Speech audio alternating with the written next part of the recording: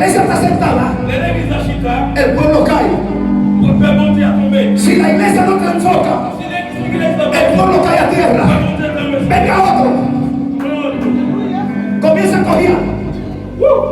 Si la iglesia está sentada, Satanás toma el lugar. Hay enfermos, hay cojos. Venga que usted también. Cierra los ojos. Cuando la iglesia está sentada, el pueblo pierde la vista. Comienza a caminar así como que está tomando. Comienza a caminar como que está tomando. Y la iglesia sentada así. Cae de rodillas. Cae de rodillas. Cuando la iglesia está sentada, el pueblo está enfermo. El pueblo está cojo. El pueblo está de rodillas. Se va la esperanza. Eso pasó cuando Jesús duró los 3 días en el vientre de la tierra. La esperanza se había perdido. La iglesia se sentó y el pueblo cayó. Liba sacata la base de la quima. Neucuta, le baja.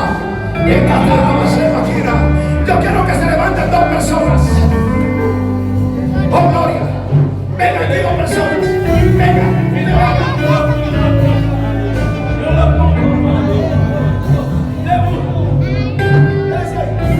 venga otro ahí. Agarren la barata, dicen así.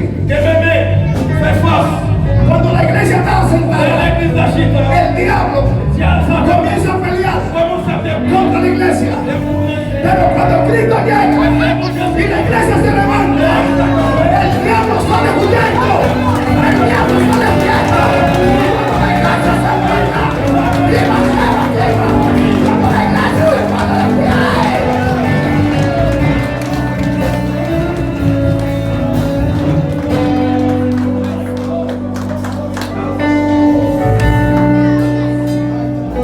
Cuando la iglesia se levanta de pie. Cuando la iglesia se pone en pie, va al altar y le pregunta a Dios: ¿qué adora?